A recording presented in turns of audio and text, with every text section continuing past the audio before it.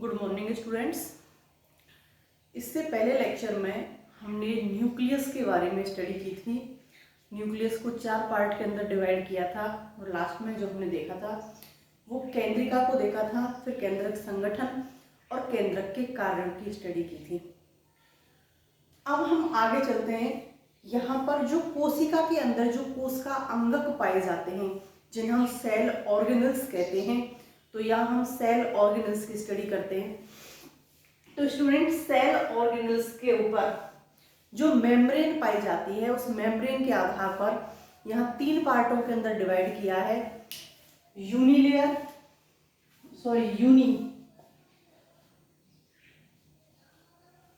Membrane, double membrane, एक ट्रांसपोजन होता है जिस पर ट्रिपल मेम्ब्रेन होती है और कुछ ऐसे होते हैं विदाउट मेम्ब्रेन।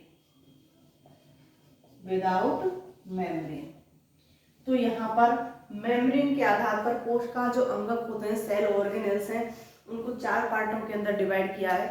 तो पहले हम पढ़ते हैं यूनी मेम्ब्रेन या यूनिट मेम्ब्रेन वाले, जिनके ऊपर एक गहरी परत पाई जाती है।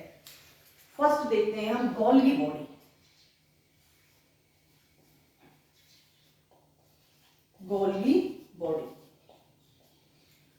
जिसको हम गोल्गी कॉम्प्लेक्स भी कहते हैं।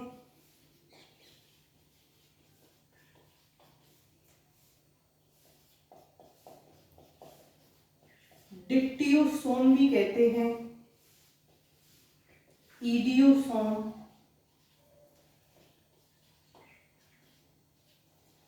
लिपोकॉन्ड्रिया,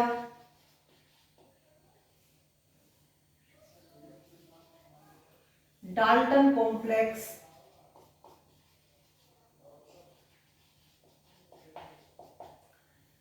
यहाँ इस गोल्गी बॉडी को विभिन्न नामों से जाना जाता है। इसके एक से अधिक नाम प्रेजेंट हैं। तो सबसे पहले बात करते हैं हम खोज की, जो गोल्गी बॉडी है इसकी खोज किसने की। तो खोज की थी इसकी कैमिलियो गोल्गी, और इन्हीं के सम्मान में इसका नाम क्या रख दिया, गोल्जी बॉडी। कैमिलियो गोल्गी के सम्मान में इसका नाम गोल्जी बॉडी रख दिया। गोल्जी बॉडी ने न्यूरॉन सेल और किसकी, उल्लू के आंख की जो न्यूरॉन सेल्स थी वहां स्टडी कर रहे थे, वहां इसको AgNO3 से अभिरंजित किया था, AgNO3 से अभिरंजित करके देखा था।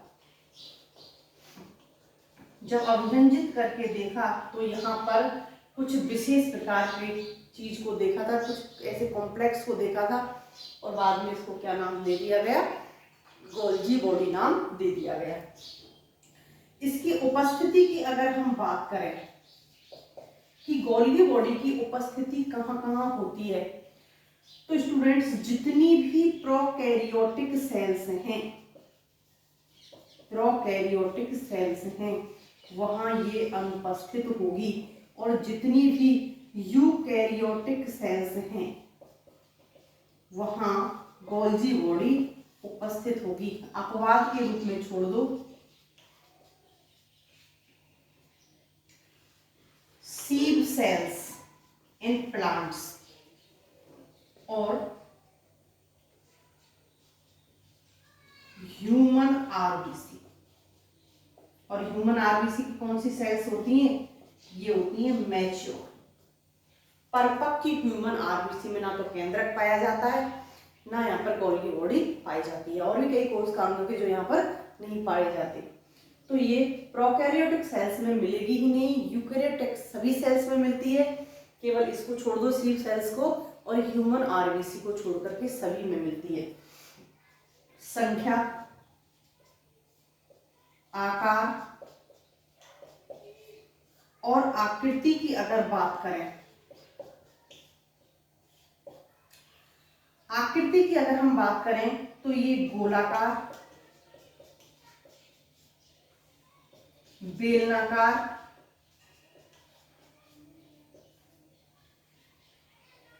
या नलिकाकार,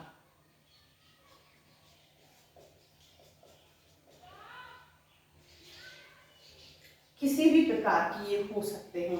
बात करें संख्या की और आकार की, तो स्टूडेंट्स जिनके अंदर प्रोटीन संश्लेषण होता है, प्रोटीन संश्लेषण की क्रिया होती है,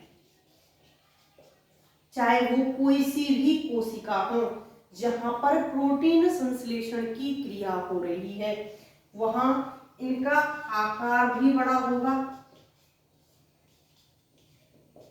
और संख्या भी अधिक होगी। आकार भी बड़ा होगा और संख्या भी अधिक होगी। तो इनका आकार और संख्या डिपेंड करती है इनकी उपापचयी क्रियाओं पर। यहाँ जिस सेल्स के अंदर गोल्गी बॉडी प्रेजेंट है, उपस्थित है, वहाँ कौन कौन सी क्रियाएं हो रही हैं, कैसी क्रियाएं वहाँ पर हो रही हैं, कौन सी ऐसी उपापचयी क्रियाएं, तो ये उपापचयी क्रियाओं पर डिपेंड करती है। अगर वहाँ पर प्रोटीन संश्लेषण की क्रिया हो रही है तो गोल्गी बॉडी का आकार बड़ा होगा और गोल्गी बॉडी की संख्या भी अधिक होगी। विभाजनशील सेल्स के अंदर, जो विभाजनशील सेल्स होती हैं, इन सेल्स के अंदर ये कणिका में हो जाती है। यहां पर ये ग्रेन्युलर हो जाती है, कणिका में हो जाती है, क्योंकि विभाजनशील सेल्स में जब कोशिका विभाजन के लिए रेडी होती है तो यहाँ पर सेल ऑर्गेनेल्स का डिसअपियर होना स्टार्ट हो जाता है। तो उस वक्त ये कैसी हो जाती है, ग्रेन्युलर हो जाती है। बात करते हैं हम संरचना की।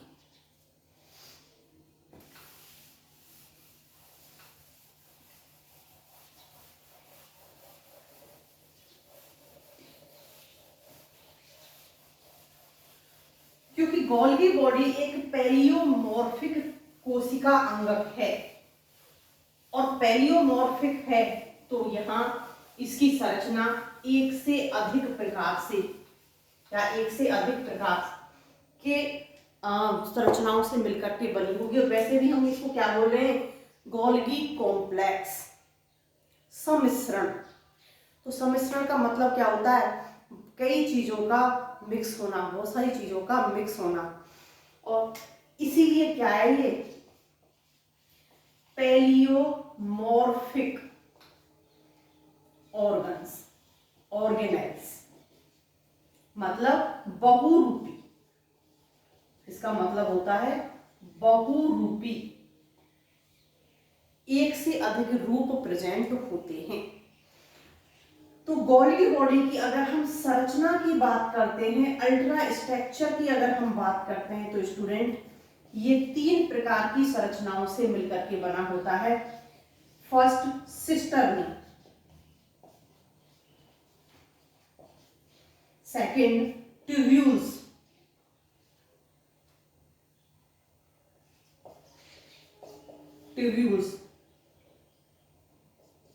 और थर्ड वेसिकल्स। तो यहां पर ये 3 चीजों से मिलकर के बना हुआ होता है। सिस्टर्नी होती हैं, नलिकाएं होती हैं और पुटिकाएं होती हैं। ये तीनों मिलकर के गोल्गी कॉम्प्लेक्स का निर्माण करती हैं। तो फर्स्ट देखते हैं हम सिस्टर्नी।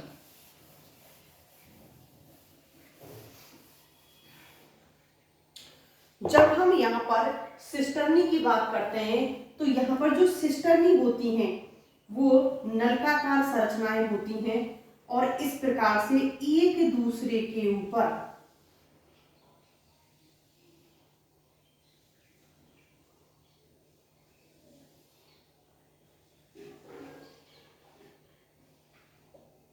व्यवस्थित होती हैं।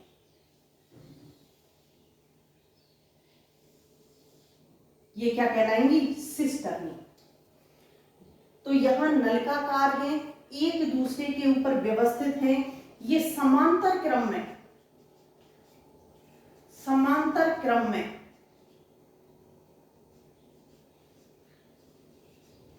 व्यवस्थित होती है।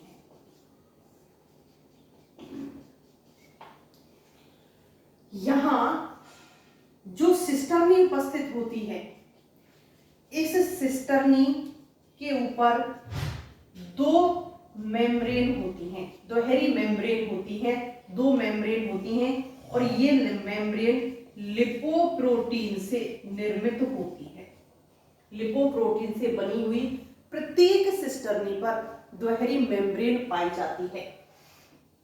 प्लांट्स के अंदर ये 10 से 12 या 13 भी मिलती हैं और एनिमल्स के अंदर ये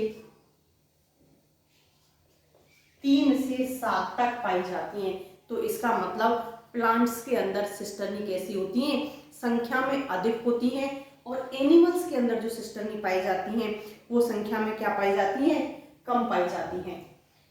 यहां दो सिस्टर्नी के बीच में गैप उपस्थित होता है, 20 से 30 नैनोमीटर का ये गैप उपस्थित होता है और इस गैप को बोलते हैं इंटरसिस्टर्नल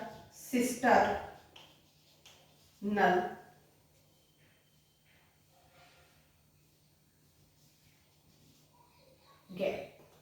दो सिस्टर्नी के बीच में इंटरसिस्टर्नल गैप होता है और इस इंटरसिस्टर्नल गैप में इंटरसिस्टर्नल मैट्रिक्स भरी होती है। ये दो सिस्टर्नी के बीच में इंटरसिस्टर्नल गैप है और जिसमें इंटरसिस्टर्नल मैट्रिक्स भरी होती है।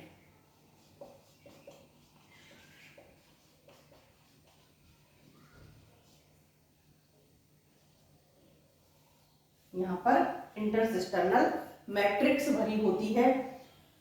यहां जो प्रत्येक सिस्टर्नी है इसकी दो फेस होती हैं, एक फेस ऊपर की तरफ है और एक फेस नीचे की तरफ होती है। तो यहाँ पर जो एक तो ये सिस फेस होती है और दूसरी ये ट्रांस फेस होती है, क्योंकि सिस फेस में और ट्रांस फेस में दोनों तरफ यहाँ पर वेसिकल्स पाई जाती हैं, ट्यूब्यूल्स पाई जाती हैं। तो इधर छोटी ट्यूब्यूल्स पाई जाती हैं और इधर बड़ी ट्यूब्यूल्स पाई जाती हैं। आकार में इधर छोटी होती हैं ट्यूब्यूल्स और इधर आकार में बड़ी ट्यूब्यूल्स पाई जाती हैं। नेक्स्ट हम बात करते हैं कि अगर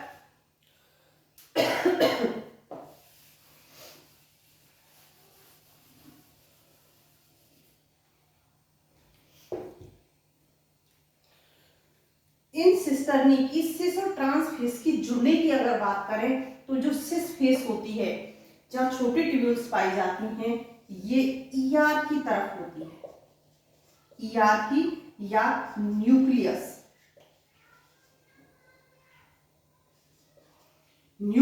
की तरफ होती है।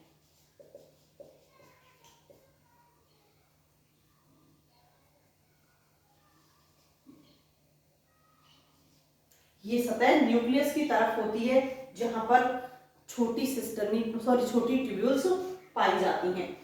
सेकंड बात करते हैं हम ट्यूब्यूल्स की, वेसिकल्स होती हैं, ट्यूब्यूल्स नहीं वेसिकल्स होती हैं। यहां जो ये सिस्टर्नी प्रेजेंट हैं, इन सिस्टर्नियों को जोड़ने के लिए यहां पर ट्यूब्यूल्स उपस्थित होती हैं। इन सिस्टर्नियों को जोड़ने के लिए ये क्या उपस्थित होती हैं, ट्यूब्यूल्स होती हैं। दो सिस्टर्नियों को आपस में जोड़ने वाली संरचनाएं यहाँ पर ट्यूब्यूल्स होती हैं और इन ट्यूब्यूल्स में दोनों प्रकार की, अभी वेसिकल्स पढ़ेंगे हम, दोनों प्रकार की वेसिकल्स उपस्थित होती हैं। ट्यूब्यूल्स के ऊपर भी वेसिकल्स उपस्थित होती हैं, तो यहाँ पर दोनों प्रकार की वेसिकल्स उपस्थित होती हैं। एंड थर्ड पार्ट होता है वेसिकल्स।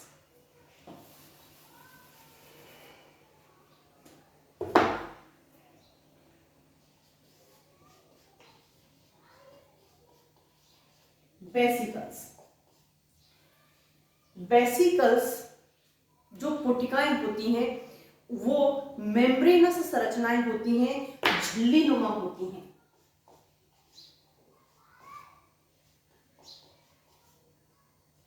झिल्ली नुमा संरचना होती हैं और इन झिल्ली नुमा संरचनाओं में कुछ विशेष स्रावी पदार्थ पैक होते हैं। इन स्रावी पदार्थों को इन झिल्ली नुमा संरचनाओं में पैक कर दिया जाता है। यहाँ पर स्रावी पदार्थ पैक होते हैं। ये वेसिकल्स दो प्रकार की होती हैं। एक तो होती है संक्रमण पुटिकाएं,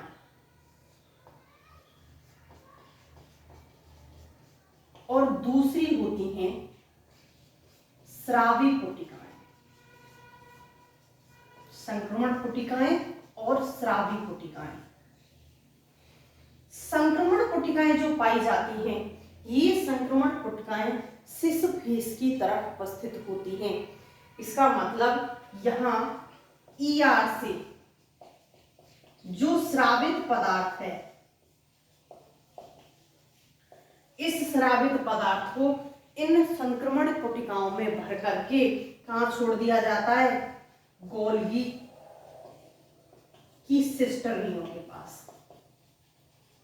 जो गोल्गी की सिस्टर्नी होती हैं, उनके पास में जो ईआर से स्रावित पदार्थ होते हैं, उनको पुटिकाओं में भर करके छोड़ दिया जाता है। यहां जब ये पुटिकाएं इस सिस फेस की तरफ आ जाएंगी, इस प्रकार से उपस्थित होती हैं।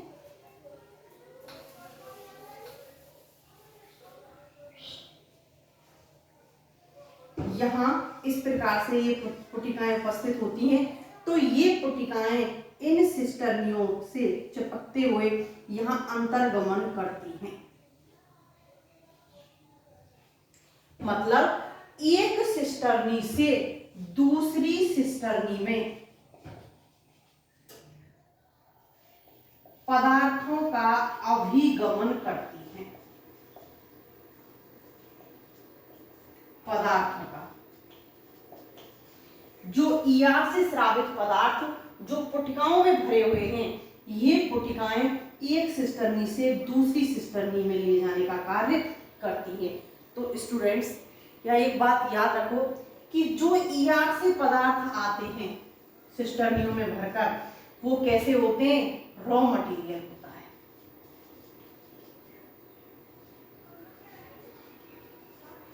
कच्चा पदार्थ होता है। जैसे कपास से धागे निकाल लिए, वो धागे हमारे किस काम के होते हैं? किसी भी काम के नहीं होते जब तक उनको जाके कपास के कॉटन को जाके उससे धागे नहीं बना लिए जाए और उन धागों से विभिन्न प्रकार के कपड़े नहीं बना दिए जाएं, क्योंकि धागों को हम नहीं पहन सकते, क्या पहनेंगे? कपड़े। तो ऐसे ही जो ईआर से जो स्रावित जो पदार्थ होते हैं, जो पुटिकाओं में होते हैं, वो रॉ मटेरियल होते हैं, कच्चा पदार्थ होते हैं, तनु अवस्था में होते हैं। यहाँ पर ये तनु अवस्था में होते हैं। तो यहाँ जब ये सिस्टर्नियों के अंदर जाते हैं तो इनसे जल निकाल दिया जाता है, यहाँ सांद्र कर दिया जाता है। जैसे मान लिया यहाँ से विभिन्न प्रकार के अमीनो अम्ल आए, पुटिकाओं में भर भर के अमीनो अम्ल आए, जब ये सिस्टर्नियों से गुजरेंगी और ट्रांसफेस की तरफ जब पहुंचेंगी, क्योंकि ट्रांसफेस पर पुटिकाओं का आकार क्या हो जाता है? बड़ा। ट्रांसफेस पर पुटिकाएं आकार में हो जाती हैं बड़ी। तो ये अमीनो अम्लों का रासायनिक परिवर्तन होगा, और रासायनिक परिवर्तन होने के बाद में यहाँ पर जो बन के आएंगी वो आएगी यहाँ प्रोटीन। तो यहाँ पर इसको जोड़ दिया जाता है, अमीनो अम्ल को सांद्रीकरण के साथ साथ यहाँ पर इसको जोड़ दिया जाता है, इसका केमिकल परिवर्तन कर दिया जाता है, रासायनिक चेंजेज आ जाते हैं। तो यहाँ पर जो संक्रमण पुटिकाएं हैं वो आकार में छोटी होती हैं और सिस फेस की तरफ होती हैं, क्योंकि डायरेक्ट कहाँ से आ रही हैं? ईआर से आ रही हैं। और यहाँ से सिस्टर्नियों से निकलने के बाद में ये कहाँ पहुँच जाती है? रासायनिक परिवर्तन होकर के ऊपर की तरफ।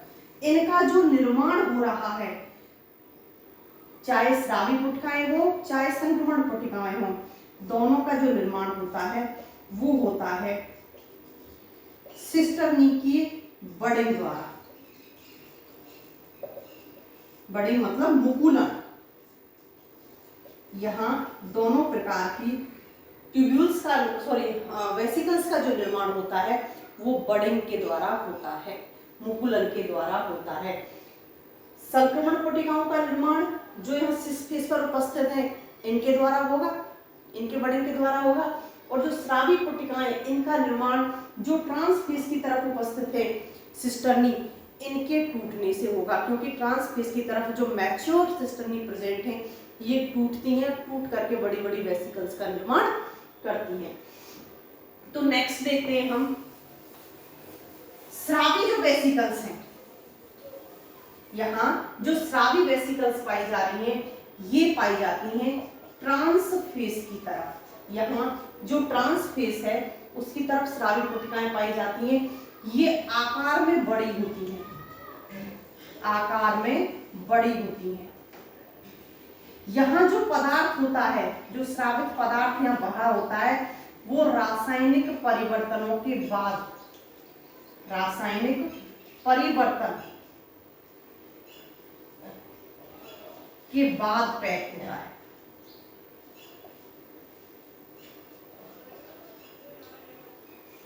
कंपनी के अंदर रॉ मटेरियल से क्लॉथ्स को बना लिया गया, कपड़ों को बना लिया गया। अब क्या करना है, उसका देश के विभिन्न कोनों में जाके डिस्ट्रीब्यूशन करना है। सेम वही कंडीशन होती है कि यहाँ पर जो बड़ी जो वेसिकल्स हैं इनमें जो विभिन्न पदार्थ पैक हैं यहाँ से इनको छोड़ दिया जाता है और इनका कोशिका के विभिन्न हिस्सों में यहाँ से इसका अभिगमन हो जाता है। तो यहाँ जो पैक पदार्थ होते हैं वो आवश्यकता अनुसार कोशिका के अंदर अभिगमन कर जाते हैं, यहाँ से चले जाते हैं। तो जो स्रावी कोटिकाएं होती हैं वो स्रावी कोटिकाएं ट्रांसफेस की तरफ होती हैं, आकार में बड़ी होती हैं। इनके अंदर जो पदार्थ होते हैं वो रासायनिक रूप से चेंज हुए हुए पदार्थ होते हैं, सांद्र पदार्थ होते हैं। तो इस प्रकार से जो गोल्गी बॉडी होती है, ये गोल्गी बॉडी 3 संरचनाओं से मिलकर के निर्मित होती है। पहली सिस्टर्नी, दूसरी वेसिकल्स, तीसरी ट्यूब्यूल्स, और तीनों मिलकर के यहाँ पर एक कॉम्प्लेक्स का निर्माण कर लेते हैं और उस कॉम्प्लेक्स को क्या कहते हैं, गोल्गी कॉम्प्लेक्स। अब इस गोल्गी कॉम्प्लेक्स के अंदर ध्रुवता पाई जाती है, पोलरिटी पाई जाती है। गोल्गी कॉम्प्लेक्स के अंदर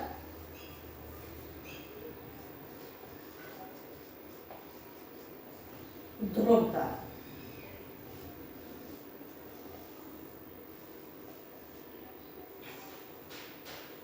यहां पर जो ट्यूब्यूल्स होती हैं वो सिस्टर्नियों को जोड़े रखने का कार्य करती हैं।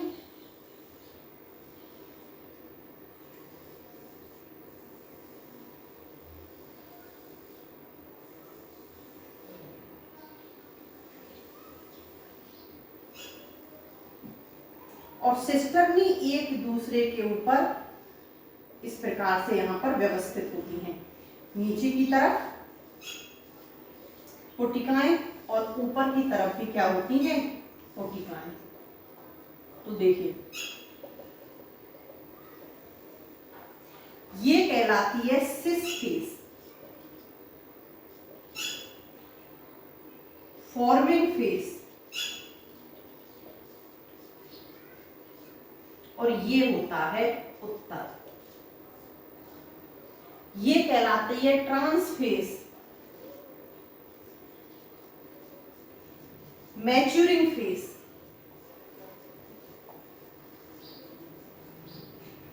और ये होती है अवतर। जो सिस फेस होती है वो ईआर या न्यूक्लियस की तरफ होती है,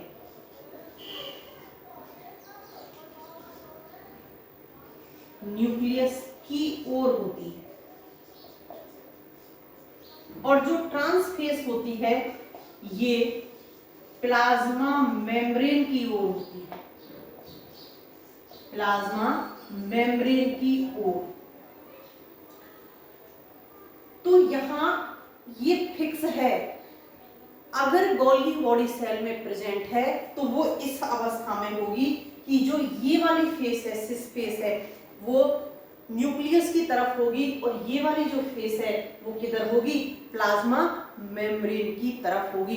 तो यहाँ इन फेस को हम पहचानेंगे कैसे, तो यहाँ पर पहचान के लिए जो पुटिकाएं होती हैं, ये पुटिकाएं यहाँ पहचान का सबसे बड़ा जरिया होती हैं कि जो सिस फेस होती हैं उधर पाई जाती हैं संक्रमण कोटिकाएं। ये कौन सी होती हैं? संक्रमण, जो आकार में छोटी होती हैं, और ये होती हैं स्रावी। तो जो ट्रांस फेस है उसकी तरफ स्रावी कोटिकाएं पाई जाएंगी, और जो सिस फेस है उसकी तरफ कौन सी पाई जाएंगी? संक्रमण कोटिकाएं पाई जाएंगी। तो यहाँ गोल्गी बॉडी के अंदर पोलरिटी पाई जाती है, और ये पोलरिटी इसकी संरचना के अकॉर्डिंग होती है, संरचना के कारण होती है। तो यहाँ पर सिस फेस और ट्रांस फेस को हम वेसिकल्स से भी पहचान सकते हैं कि कौन सी फेस सिस है और कौन सी फेस ट्रांस है। नेक्स्ट चलते हैं कि जो गोल्गी कॉम्प्लेक्स है, इस गोल्गी कॉम्प्लेक्स का उद्भव कैसे होता है, इसकी उत्पत्ति कैसे होती है। तो गोल्गी कॉम्प्लेक्स की उत्पत्ति के लिए स्टूडेंट्स विभिन्न सिद्धांत दिए गए, कई यहाँ पर बातों को बताया गया। तो गोल्गी कॉम्प्लेक्स की जो उत्पत्ति है उसे देखते हैं नेक्स्ट वीडियो में।